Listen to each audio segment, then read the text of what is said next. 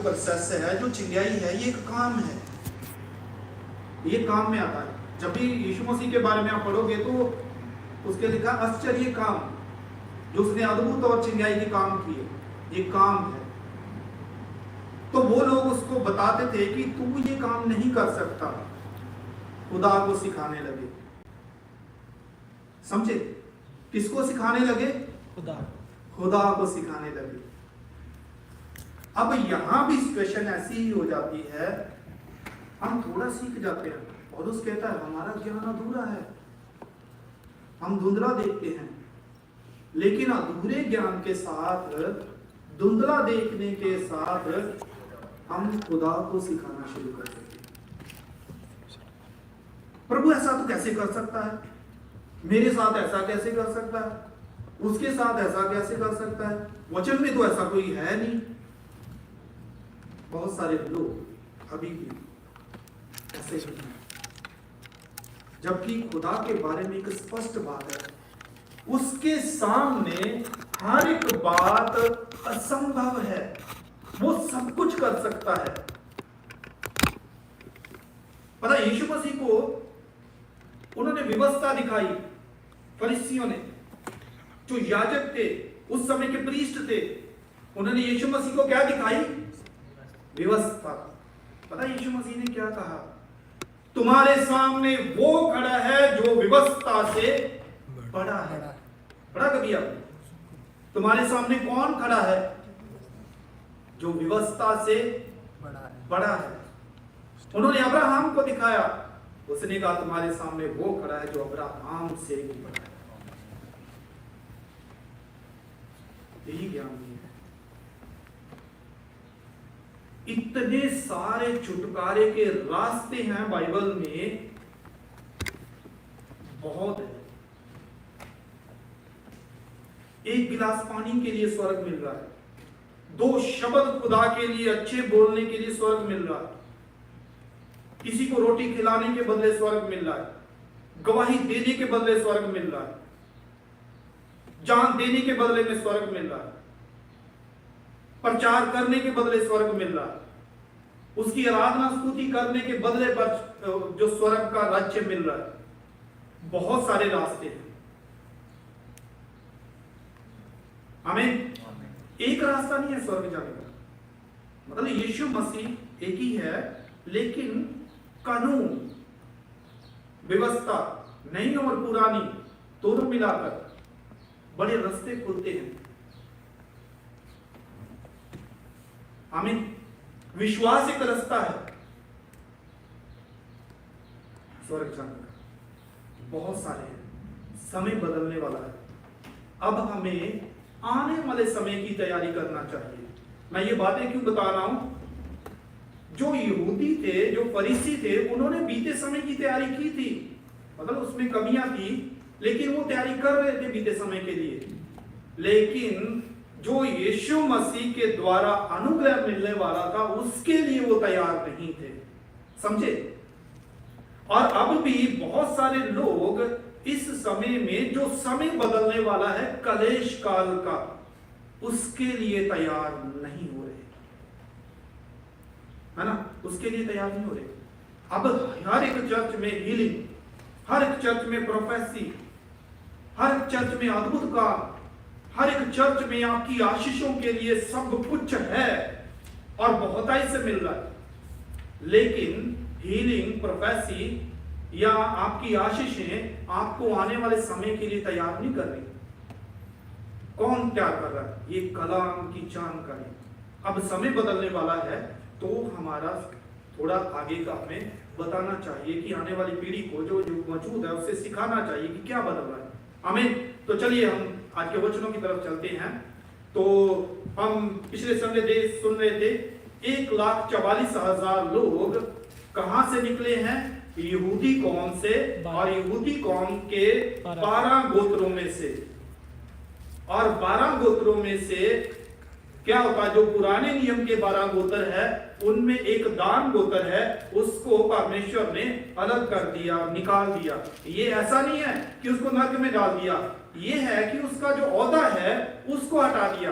आप जब कलीसिया के बारे में पढ़ोगे ना, 7 कलीसिया के बारे में, तब आपको पता चलेगा एक जगह परमेश्वर ने एक लॉ रखा है, यदि तू ना सुधरे तो मैं क्या करूंगा, तुझे तेरे स्थान से हटा दूंगा। समझे? यहां एक प्रकाशित वाक्यों को समझने के लिए हमें पीछे भी जाना पड़ता और इसके आगे भी जाना पड़ता, सारी बाइबल में सर्वाइव करना पड़ता है।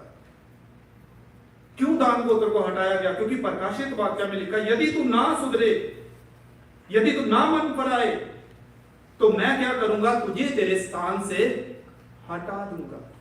ये वो प्रक्रिया है। इसका मतलब ये नहीं है कि उसको नरक में डाल दिया, परमेश्वर उनकी सुधि लेगा समय आने पर।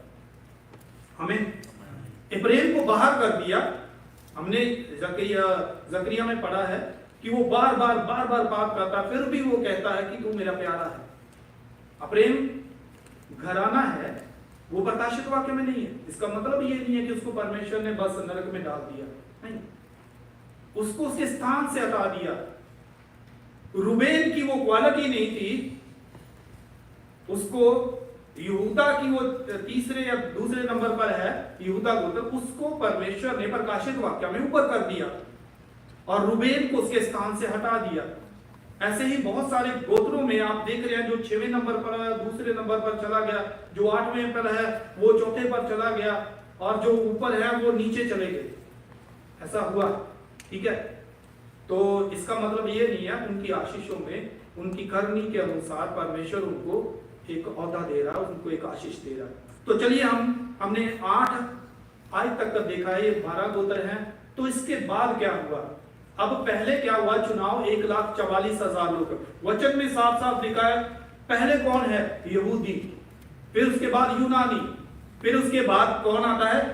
अन्य जाति। अब यहां जो चुनाव है, जो मुहर लगनी है, 666 की मुहर से पहले परमेश्वर अपने लोगों पर क्या दे रहा है? एक मुहर दे रहा है। आपने पढ़ा ऊपर से, ठीक है? मैं इसको रिपीट कर रहा हूं ताकि आपको जानकारी हो जाए हम कहां से शुरू किया है। तो 666 की मुहर से पहले परमेश्वर अपने लोगों पर एक मुहर दे रहा है, और वो मुहर कितने लोगों पर है? वो आ गया, ठीक है? अब इन पहले यहूदियों के चुनने के बाद अब नीचे आते हैं हम 9 पर। पढ़िए प्रकाशित वाक्य 7 अध्याय इसकी 9 आयत से हम शुरू करेंगे। पढ़िए। इसके बाद मैंने दृष्टि की और देखो, हर एक जाति और कुल और लोग और भाषा में से एक ऐसी बड़ी भीड़ जिसे कोई गिन नहीं सकता था, श्वेत वस्त्र पहने और अपने हाथों में खजूर की डालियां लिए हुए सिंहासन के सामने और मेमने के सामने खड़ी है, और बड़े शब्द से पुकार कर कहती है, उद्धार के लिए हमारे परमेश्वर का जो सिंहासन पर बैठा है और मेमने का जय जयकार हो। आप स्टे करें, अभी इसको फिर आगे कंटिन्यू करना है। यहाँ एक दृश्य देखते हैं हम। यूना क्या कहता है कि 1,44,000 लोगों पर मुहर लगाए जाने के बाद इन क्या देखता है? इसके बाद, पहले नहीं, इसके बाद एक बड़ी भीड़ देखी। और ये भीड़ कौन है? हर एक कुल, हर एक जाति, हर एक कौम और हर एक इलाके की। अब पहले कौन है? यहूदी, वो खास है। अब जो भीड़ है वो कहां से आ रही है? हर एक कुल। परमेश्वर, जैसे हम एक अलग अलग एरिया से हैं, हमें से कोई भी यहूदी नहीं है, अलग अलग हम कास्ट के हैं सभी, है ना?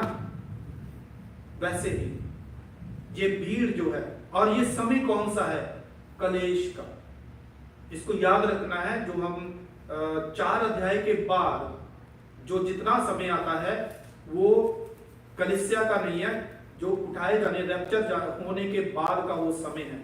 तो यहां एक भीड़ निकल के आ रही है। हम कह सकते हैं कि ये सारे लोग हैं जो पूरी दुनिया से मतलब परमेश्वर ने उठाए हैं।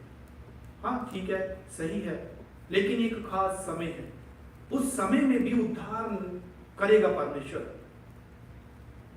और कैसा उद्धार करेगा? बहुत बड़ी भीड़। और कहां से? पहले यहूदियों में से 1,44,000 लोग, फिर बाकी बचे हुए में, उसमें यहूदी भी आएंगे और अन्य जाति भी आएंगे। ये नहीं है कि बस 1,44,000 ही यहूदियों में निकाले बाकी कोई नहीं आएगा।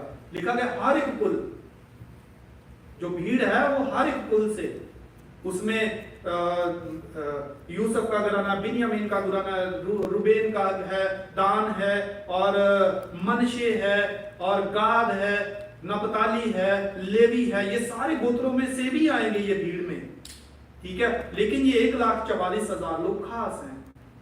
मेरी बात समझ रहे आप? अब जो भीड़ है इसमें यहूदी भी होंगे, लेकिन अब ये सिचुएशन दूसरी है। ये खास है ऊपर जो चुने हुए, इनके बारे में पता क्या लिखा गया है?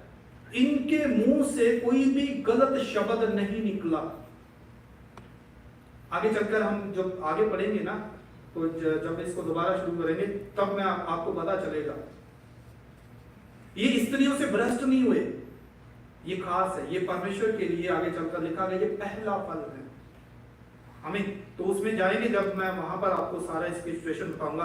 तो यहाँ हर एक कुल, हर एक भाषा से और हर एक कौम से और हर एक इलाके से क्या आ रही है? बहुत बड़ी भीड़। और क्या कर रहे हैं? वो खजूर की डालियां लिए हुए परमेश्वर की स्तुति कर रहे हैं। क्यों? पता है, एक दृश्य दिखाता है हमें, जब यीशु मसीह एक राजा की तरह यरूशलेम में प्रवेश करते हैं गधी के बच्चे के ऊपर सवार होकर, तब लोग खजूर की डालियां लिए हुए होशन्ना गाते हैं, परमेश्वर की महिमा गाते हैं और परमेश्वर के एक राजा की तरह वो उसका स्वागत करते हैं। तब उनको रोका गया, कहा गया कि इनको चुप कराओ। यीशु मसीह ने कहा यदि ये चुप हो जाएंगे तो पत्थर बोलने लगेंगे, चिल्ला उठेंगे, ठीक है। तो तब तो रोका गया। अब वही दृश्य जो है स्वर्ग में देखा जा रहा है। स्वर्ग में वही सीन जो है, परमेश्वर को, यीशु मसीह को क्या करके, राजा करके खजूर की डालियां लिए हुए परमेश्वर की स्तुति कर रहे हैं। आप इसको दोबारा रीड करें, फिर पूरा पढ़ें, 10 से पढ़ें या पूरा 9 से दोबारा पूरा पढ़ें, फिर आप एक्सप्लेन करते हैं इसको। इसके बाद मैंने दृष्टि की और देखो हर एक जाति और कुल और लोग और भाषा में से एक ऐसी बड़ी भीड़ जिसे कोई गिन नहीं सकता था, श्वेत वस्त्र पहने और अपने हाथों में खजूर की डालियां लिए हुए सिंहासन के सामने और मेमने के सामने खड़ी है। हाँ, मेमने के सामने खड़ी है। आगे, और बड़े शब्द से पुकार कर कहती है, उद्धार के लिए हमारे परमेश्वर का जो सिंहासन पर बैठा है। सिंहासन पर कौन बैठा है? राजा। अब राजा करके उसको स्तुति कर रहे हैं। आगे, और मेमने का जय जयकार हो। और सारे स्वर्गदूत उस सिंहासन और प्राचीनों और चारों प्राणियों के चारों ओर खड़े हैं। फिर वे सिंहासन के सामने मुंह के बल गिर पड़े। और बस अब यहाँ मुंह के बल गिरकर उसको आराधना कर रहे हैं। ऐसा जब भी राजा आता था या राजा के सामने लोग जाते थे, तब पूरा उनको झुक कर उसको आराधना, दंडवत करते हैं। यहाँ परमेश्वर एक राजा के रूप में सिंहासन पर विराजमान दिखाई दे रहे, यीशु मसीह एक राजा के रूप में। और ये भीड़ कहां से आई है? हर एक कुल से। और क्या स्वर्गदूत, क्या 24 प्राचीन, सब के सब, वो 4 प्राणी। अब 4 प्राणियों के बारे में आपने नहीं सुना, वो पीछे है, ठीक है। वो 4 प्राणी स्वर्गदूतों की एक अलग स्टडी है, उसके बीच में जाएंगे, क्योंकि कई तरह के स्वर्गदूत है, मैं उसमें जाना नहीं चाहता, वो पीछे है। और वो सब के सब यीशु मसीह के सामने अपने मुकुटों को डाल देता, मुंह के बल गिर कर उसको राजा करके ग्रहण करते हैं। आमीन। और अब ये भीड़ कहां से आ रही है? आगे बढ़े, चले, आगे क्वेश्चन आता है। हमारे परमेश्वर की स्तुति और महिमा और ज्ञान और धन्यवाद और आदर और सामर्थ और शक्ति युगानुयुग बनी रहे। आमीन। हाँ, अब ये आराधना कर रहे हैं कैसे? यहां 7 बातें हैं, आप ध्यान से देखें। परमेश्वर की स्तुति करते हैं, परमेश्वर की महिमा करते हैं, युगानुयुग तक रहे। परमेश्वर का ज्ञान युगानुयुग रहे, परमेश्वर का धन्यवाद युगानुयुग होता रहे, परमेश्वर का आदर युगानुयुग होता रहे, परमेश्वर का सामर्थ युगानुयुग बना रहे और परमेश्वर की शक्ति युगानुयुग बनी रहे। 7 बातें, 7 जो अंक है ये परमेश्वर की पूर्णता को दिखाता है। ये उन शब्दों के साथ क्या सदा के लिए उसका सिंहासन, उसकी सामर्थ, उसकी स्तुति, उसका आदर, ये सारी बातें बोलकर ये भीड़ क्या कर रही है, खजूर की डालियां लिए हुए उसकी स्तुति करती है। एक स्वर्ग का दृश्य है। और इनको सफेद वस्त्र दिए गए हैं। और सफेद वस्त्र पर एक अलग टॉपिक है। सफेद वस्त्र सारे एक जैसे नहीं है।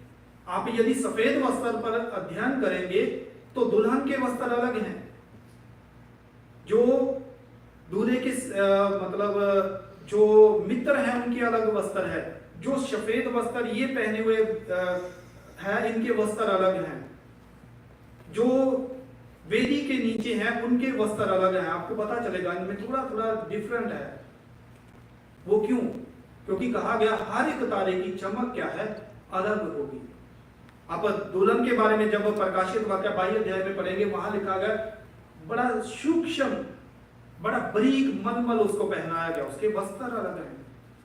वेदी के नीचे वाले वस्त्र हैं उसके ऊपर लहू लगा हुआ है परमेश्वर का, वो कुर्बानी के साथ उनके वस्त्र है। और ये वाली भीड़ अलग वस्त्र पहने हुए। आगे चलकर एक और भीड़ आती है, उसके अलग वस्त्र है। आमीन। तो आगे बढ़े। इस पर प्राचीनों में से एक ने मुझसे कहा, हाँ। ये श्वेत वस्त्र पहने हुए कौन हैं और कहां से आए हैं? कहां से आए हैं? अब सवाल आता है, क्योंकि बहुत सारे लोग यहाँ पर एक कंफ्यूजन आ जाती है कि ये हो सकता है कि ये सारी भीड़ जो है ये पूरी दुनिया जब से शुरू हुई है तब से लेकर होगी, क्योंकि अनगिनत कहा गया है। अनगिनत का मीन्स है कि एक आदमी से वो इतने सारे गिने नहीं जा रहे।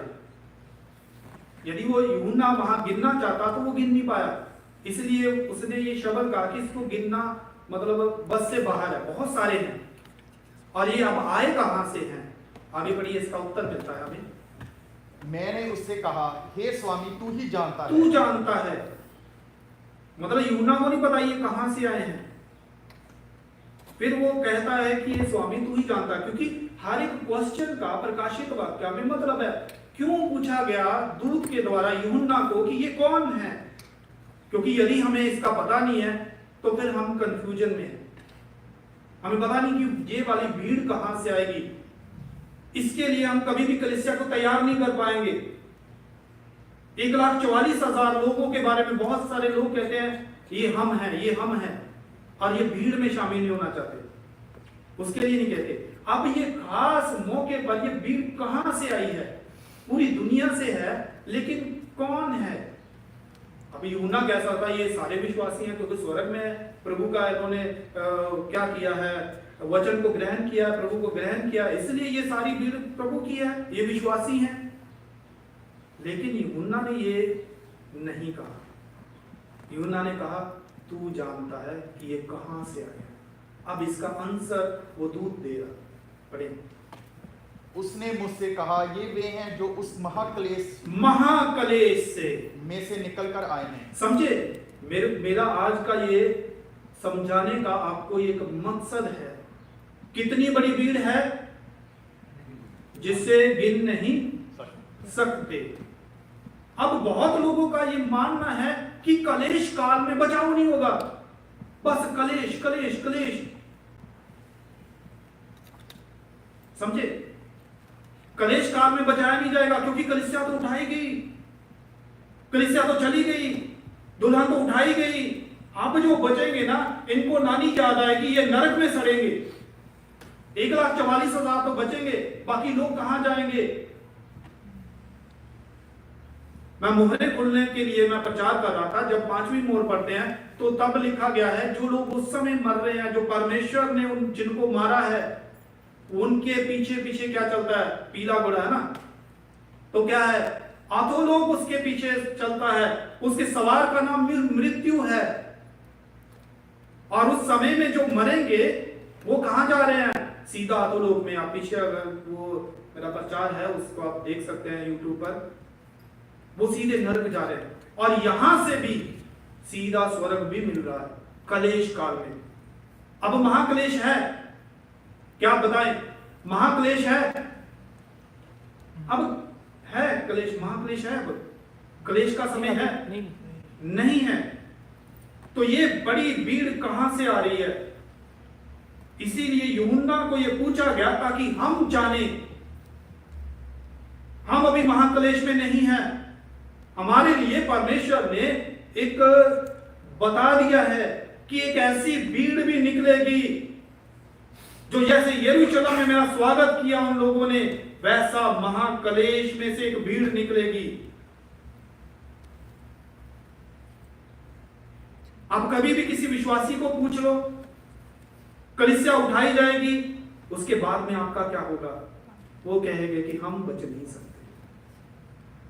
हमें बचना मुश्किल है, क्या करेंगे, क्या होगा? आपको ये परमेश्वर का ये वचन देखना चाहिए। ये भीड़ कहां से आ रही है? स्वर्गदूत का ये पूछना किस लिए है? कौन है ये लोग?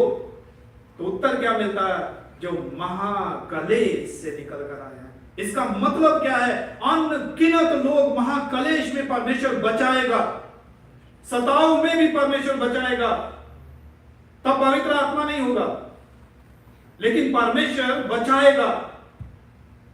तब अनुग्रह नहीं होगा, तब भी परमेश्वर बचाएगा, क्योंकि परमेश्वर का वादा है चुने हुओं को वो कभी छोड़ेगा नहीं। हाँ, उनका सिस्टम अलग होगा। अब उनको स्वर्ग अलग तरीके से मिल रहा है, वो अलग बात है, क्योंकि वो अपने समय में आ रहे हैं। अब जो पैदा ही बेचारे कलेश के समय में होंगे तो उनका क्या कसूर है? पता है यीशु मसीह ने क्या कहा 24 अध्याय में, मत्ती 24 अध्याय में, प्रार्थना करो कि तुमको सब्बत के दिन भागना ना पड़े, या जाड़े में, सर्दियों में भागना ना पड़े, और हाय उन पर जो दूध पिलाने वाली और गर्भवती हैं। अब जो दूध पिलाने वाली औरतें हैं, गर्भवती हैं, अब उनका क्या कसूर? जो बच्चे उस समय पैदा होंगे, लेकिन परमेश्वर बचाएगा उस समय भी। ये एक एग्जाम्पल है कि आप उस समय में भी बच सकते हो। मेरा ये समझाने का क्या वजह है, क्या कारण है? एक बचाव उस समय में भी होगा, क्योंकि एक स्पष्ट बात है, यीशु मसीह के वचन में, इस बाइबल में लिखा गया है, यीशु मसीह ने कहा 2 जन रास्ते में होंगे तो क्या किया जाएगा? एक उठा लिया जाएगा, एक छोड़ दिया जाएगा। अब जब हम यदि ये वचन सुनाते हैं जब भी पास्टर, तो इसका एक मतलब निकलता है, जो उठाया गया वो तो बच गया है, जो छोड़ा गया वो नरक में जाएगा। सीधा मतलब निकालते हैं। उसके लिए बचाव है, अलग तरीके से हुआ, क्योंकि उसने अपने समय में तैयारी नहीं की। अब मूर्ख जो है, जैसे 10 कुंवारियों का आता है, 5 ने तो तैयारी कर ली, वो तो चली गई दूल्हे के साथ। अब क्या 5 क्या उनको मूर्ख कहा गया है? अब 5 के लिए हम एग्जाम्पल सेट करेंगे, ये 5 नरक में जाएंगे, ऐसा तो नहीं लिखा हुआ। ठीक है, इसका मतलब ये नहीं है कि 5 छोड़ दी गई हैं तो बस खत्म। जो छोड़ दिया गया है, अब 2 जन है, मान लो हस्बैंड वाइफ है, हस्बैंड प्रार्थना करता है या वाइफ प्रार्थना करती है, हस्बैंड उसका थोड़ा साथ देता, नहीं ज्यादा देता, इतना रूहानी नहीं है, कम है, तो प्रभु ने क्या किया? 2 दोस्तों में से एक को उठा लिया, एक रह गया। वाइफ को उठा लिया, पति रह गया, पति को उठा लिया, वाइफ रह गई, बच्चे को उठा लिया, पिता रह गया, बेटी को उठा लिया, मां रह गई। तो क्या ये रह जाएंगे, ये नरक में जाएंगे? ज्यादातर मोस्टली यही समझाया जाता है कि उनका बचाव नहीं है, लेकिन यहां ये प्रकाशन है जो मैं आपको बता रहा हूं। आप यदि बड़े रहें, लिखा गया है थोड़ा सा, रेवोल्यूशन जब हम पढ़ते हैं ना कलीसिया के बारे में, यदि तेरे पास थोड़ा है तो उसे क्या कर? पकड़े रहे। तेरे पास क्या है? थोड़ा है, उसे क्या कर? मजबूती से पकड़े रहे। इसलिए हमें सिखाना है लोगों को कि बचाव है। यदि मान लीजिए आप इतने रूहानी नहीं है इस अनुग्रह के समय में, नहीं, आप इतनी पवित्र आत्मा से भरे हुए नहीं है, लेकिन आप यीशु मसीह पर विश्वास करते हैं, क्या हुआ? आमद आई, रैप्चर हुआ, जो रूहानी है वो बहुत ज्यादा रूहानी है, जो चुने हुए हैं वो उठा लिए गए, अब जो छोड़ दिए गए हैं इनका क्या होगा? ये यहां पर क्या है लिखा हुआ है, वहां पर भी बचाव है और छोटा नहीं है, यहां पर भी बहुत बड़ा बचाव है। ये भीड़ कहां से निकल कर आ रही है? महाक्लेश से, क्योंकि ये शब्द अब बहुत भारी है। अब वो कहेंगे कि नहीं ये बीते समय का क्लेश होगा, नहीं, महाक्लेश रेवोल्यूशन नहीं है। क्लेश है, अभी सताए जाते हैं, लेकिन महाक्लेश का समय नहीं है, समझे? सताव का समय मतलब सताव पहले भी हुआ, बहुत ज्यादा हुआ, लेकिन वो महाक्लेश नहीं है। महाक्लेश आएगा, उस महाक्लेश में से क्या निकल लिया? एक बहुत बड़ी भीड़। मेरी बात समझे? इसलिए अपनी उम्मीद कभी ना छोड़ना। मान लीजिए मैं आपको एक भविष्यवाणी है, इसको समझ लीजिए, क्योंकि यही रियल भविष्यवाणी है जो हमें समझना चाहिए। मान लीजिए आप रैप्चर में नहीं उठाए जाते तो क्या उम्मीद छोड़ देंगे? ज्यादातर तो यही करेंगे। मान लीजिए मेरे बेटे अच्छे चलते हैं, मैं पास्टर हूं, मेरी लाइफ नहीं अच्छी है, मेरे अंदर कई तरह के गुनाह हैं, मेरे बच्चे, मेरी पत्नी उठाएगी, मैं छोड़ दिया गया, तो अब क्या? रैप्चर में नहीं मैं उठाया गया, दुल्हन के साथ नहीं उठाया गया, तो अब क्या? खत्म, नरक में जाएंगे। बचाव तब भी है। ये विश्वास आपके अंदर होना चाहिए, परमेश्वर का हाथ छोटा नहीं है कि वो बचा ना सके। हर एक समय में, हर एक हालात में आप परमेश्वर के ऊपर कभी भरोसा नहीं छोड़ना। यदि आप रैप्चर में भी ना उठाए जाए, क्योंकि मैं ये बात इसलिए बोल रहा हूं क्योंकि रैप्चर का होना बड़ा नजदीक है।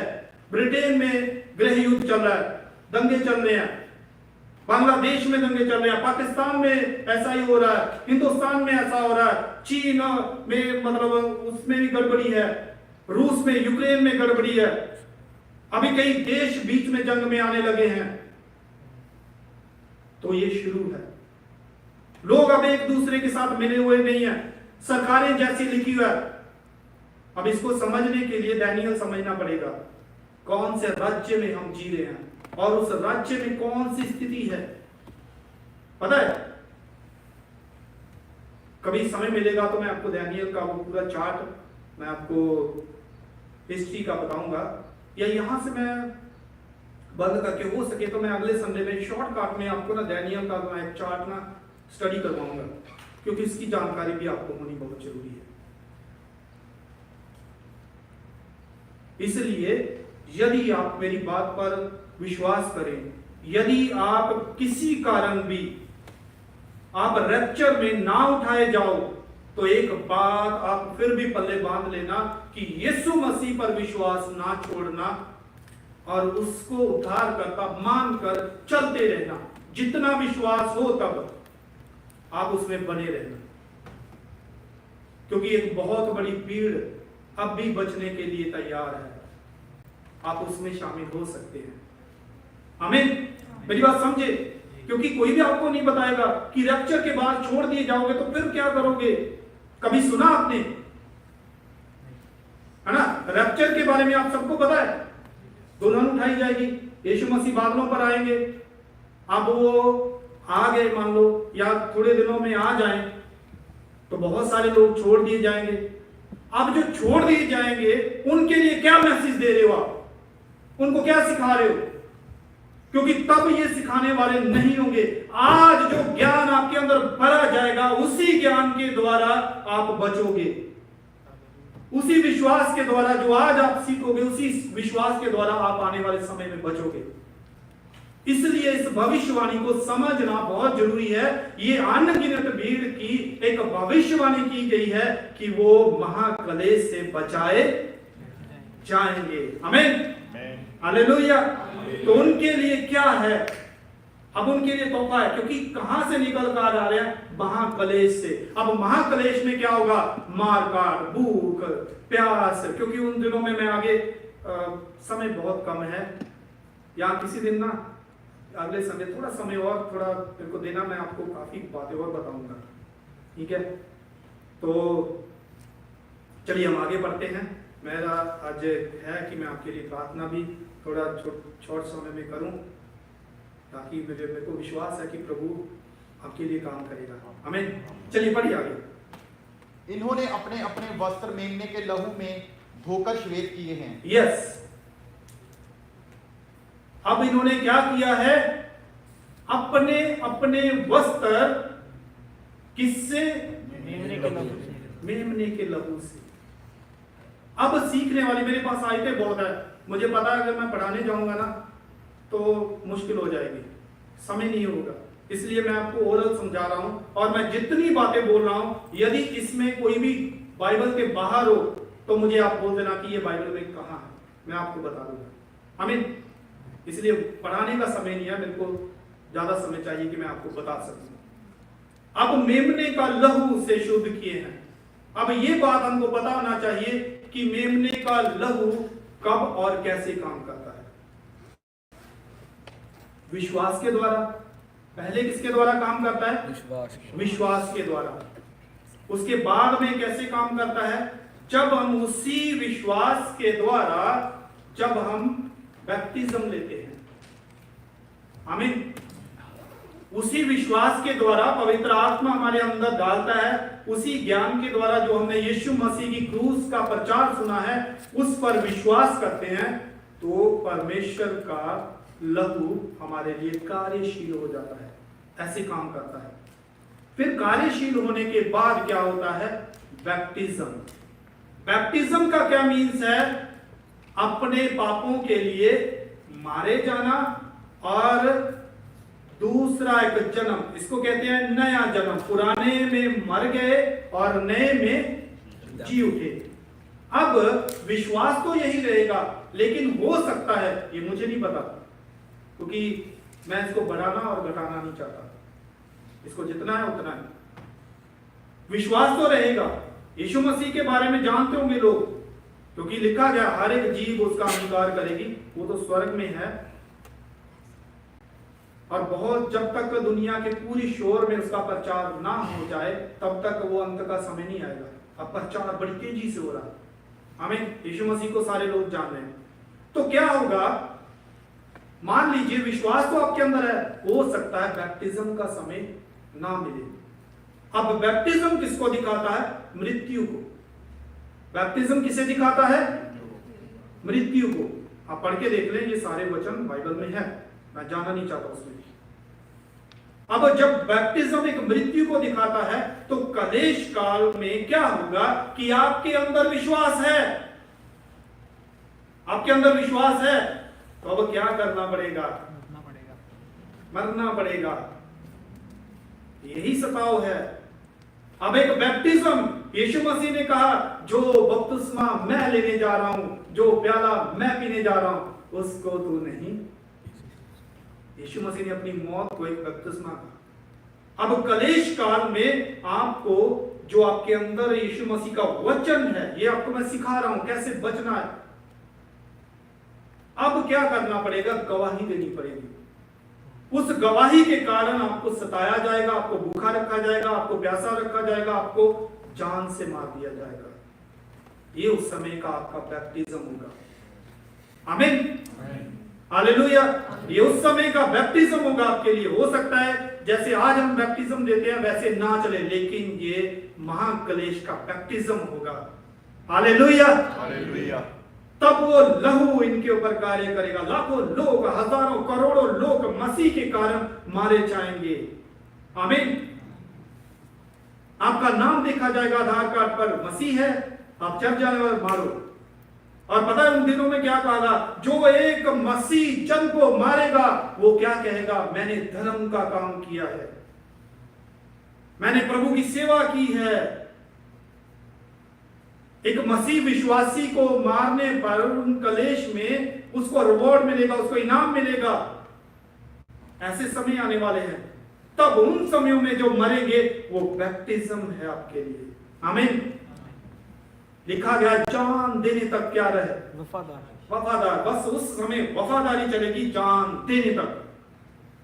बहुत लोगों को प्यासा मरना पड़ेगा, भूखा मरना पड़ेगा, नंगा मरना पड़ेगा। अब जो भूखे और प्यासे और नंगे और कत्ल किए गए हैं, इसके कारण मर रहे हैं, सताव के कारण मर रहे हैं, बीमारी से मर रहे हैं, तपस्या से मर रहे हैं। पता बहुत सारे लोग, मान लो आप जंगल में भाग रहे हैं, सूरज की किरणें उस समय 7 गुना बढ़ जाएगी तपश। और लिखा गया है, मैं आपको पढ़ा दूंगा, प्रकाशित वाक्य में लिखा गया है, बहुत सारे लोग तपश से मर जाएंगे, सूरज की गर्मी से मर जाएंगे, बहुत सारे लोग झुलस कर मर जाएंगे, कड़वा पानी पीने के द्वारा मर जाएंगे, क्योंकि प्यास से घूम रहे हैं, सामने जहरीला पानी पिएंगे, मरेंगे, सूरज की गर्मी से मरेंगे, भूख और प्यास से मरेंगे, कत्ल होने पर मरेंगे। लेकिन इनके अंदर थोड़ा ज्ञान है, थोड़ा विश्वास है, उस समय ये पकड़े रहेंगे, जान देने तक वफादार रहने के कारण ये स्वर्ग में जाएंगे। आमीन आमीन। अब इनके लिए जो कलेश में मरे हैं, क्या फायदा है ना? अब दुल्हन का फायदा अलग है, दुल्हन को आप इस कैटेगरी में कभी नहीं रख सकते, ये आप समझ लें। जो ये भीड़ है इसमें दुल्हन नहीं है, दुल्हन की कैटेगरी अलग है। आमीन। 1,44,000 लोगों की कैटेगरी अलग है, मैं आपको अलग अलग बढ़ा सकता हूं, समय कम है। तो इनकी क्या क्या इनको मिल रहा है? चलो पढ़े आगे, चलिए। इसी कारण वे परमेश्वर के सिंहासन के सामने हैं और उसके मंदिर में दिन रात उसकी सेवा करते हैं।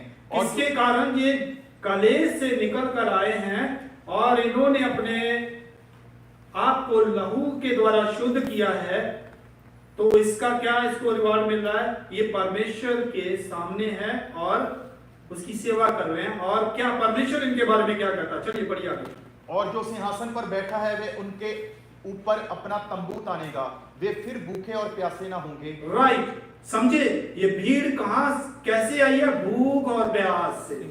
आज आप भूखे प्यासे हैं? नहीं। आपके बाप दादा जो मर गए, या मैं इस समय में 10 साल 15 साल बाद मरूंगा, भूख और प्यासे मरूंगा, अपने समय में मरूंगा यदि परमेश्वर ना आए। मैं तो भूख और प्यास से नहीं मरा, लेकिन ये भीड़ कैसे मरी है? लिखा गया ना, अब ये कभी भी भूखे और प्यासे नहीं होंगे। और मैं इनके ऊपर क्या तानूंगा? अपना तंबू तानूंगा, इनके ऊपर अपना शमियाना लगाऊंगा। अब ये भूखे और प्यासे नहीं रहेंगे, क्योंकि महाक्लेश में भूख और प्यास एक सिंपल बात होगी। आप भूख और प्यास से बहुत सारे मसीह लोग मरेंगे, क्योंकि अगर रोड में जाएंगे तो लोग इन्हें मार देंगे।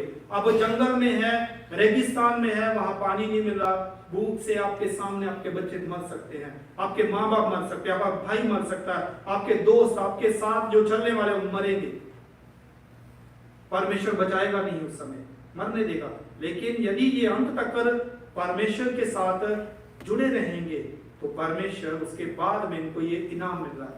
अब ये भूखे और प्यासे नहीं रहेंगे। आगे बढ़े। और ना उन पर धूप ना कोई तपन पड़ेगी। अब सुनो, क्या नहीं पड़ेगी? धूप और तपन। इस बात को लिखने की वजह क्या है? मैंने आपको पहले बता दिया, सूरज की तपश से बहुत सारे लोग क्या करेंगे? झुलस के मर जाएंगे। ये प्रकाशित वाक्य में लिखा, मैं आयत नहीं पढ़ाना चाहता, आप समझे, ये सारी बातें लिखी हुई हैं।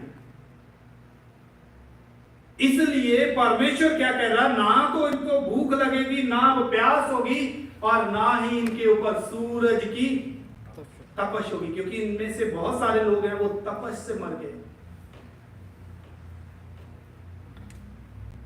ओके, अब ये मरे हैं तो इनको इनाम भी मिल रहा। आगे और कुछ है, पढ़ें। क्योंकि मेमना जो सिंहासन के बीच में है उनकी रखवाली करेगा और उन्हें जीवन रूपी जल के सोतों के पास ले जाया करेगा, और परमेश्वर उनकी आंखों से सब आंसू पोंछ डालेगा। अब कलेश में रोना पड़ेगा। ऑब्वियसली जिसको प्यास से मर रहा है वो रोएगा, भूख से रोएगा। अब इनकी आंखों से सब आंसू क्या करेगा? खुदा पहुंच डालेगा।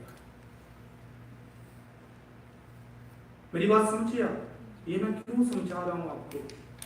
आप कभी भी विश्वास ना छोड़ें। आप कैसी भी परिस्थिति में हो, कैसे भी हालातों में हो, मैं एक वचन को बार बार याद करता हूं। परमेश्वर ने देखा धरती पर कि कितने धर्मी हैं। कितने मिले पास्टर जी? एक भी नहीं। अब धर्म के काम करने वालों के लिए कहा है, लिखा गया तुम्हारे धर्म के काम किसके समान है? मैंने मैले चित्रों के समान। क्या कहें, हम अपने कर्मों से धर्मी हो सकते हैं? Never, no. विश्वास और यीशु का लहू, कोई दूसरी वजह अपने ऊपर ना ले, क्योंकि यूहन्ना की अंजील में वो लिखा गया है, यदि कोई कहे कि मैंने कुछ भी पाप नहीं किया तो वो क्या है? झूठा। मेरे अंदर कुछ भी गुनाह नहीं है तो वो क्या ठहराता है? परमेश्वर को झूठा। वो परमेश्वर को झूठा ठहराता है। जब आप परमेश्वर को अपने आप की सच्चाई बताएंगे, मुझसे ज्यादा धर्मी कोई नहीं है, मैं चर्च जाने वाला, मैं ये करने वाला, मैं वो करने वाला हूं, मैं तो स्वर्ग जाऊंगा, तो आप परमेश्वर को झूठा ठहरा दें। जब भी परमेश्वर की हजूरी में आए तो विश्वास के साथ आए कि प्रभु मैं पापी हूं, आपका लहू ही मुझे बचा सकता है, आपके ऊपर विश्वास करना ही मुझे बचा सकता है, नहीं तो मेरे धर्म के काम मैले कितने हैं।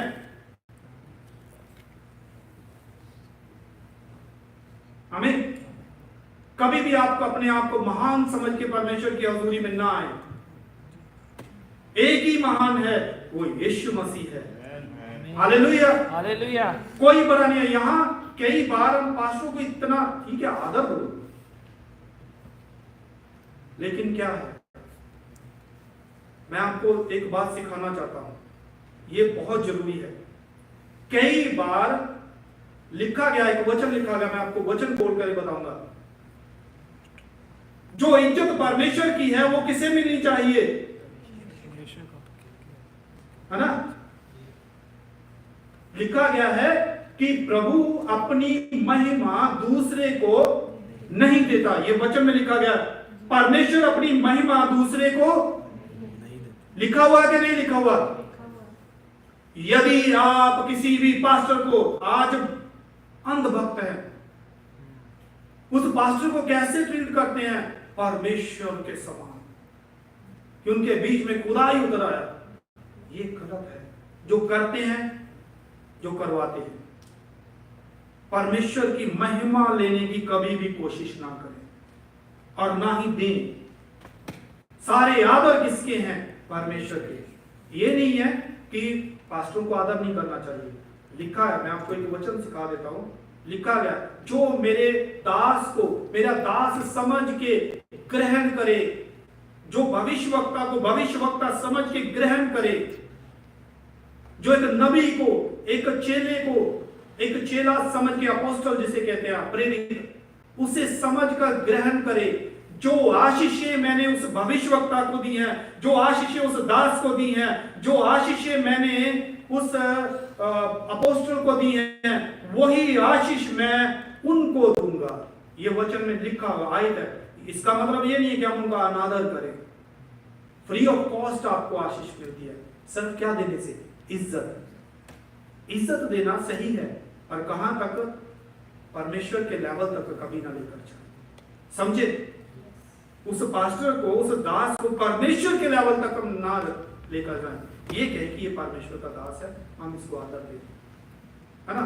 मैंने देखा है पास्टरों के सामने चुन्नियां उतार उतार कर और जालियां लगा लगा कर, समझे, हमने देखा होगा पुराने समय में, इतना मतलब शोषा करते हैं कि बस वो ऐसे साबित करते हैं हम ही खुदा हैं, और लोग भी ऐसा ही मानने लगते हैं। ये गलत है। ऐसा यदि आप करें तो ना करें। आमीन, समझे? और एक और बात तो मैं सिखाना चाहता हूं, परमेश्वर आपके सब आंसू पोंछेगा। यदि आप कलेश में भी होंगे, आप सताओ में। लिखा गया है, मैंने काफी ये सारी जो मैं बोल रहा ये आयतें ही हैं, ठीक है। तो लिखा गया है, रोते हुए बोओगे और कैसे काटोगे?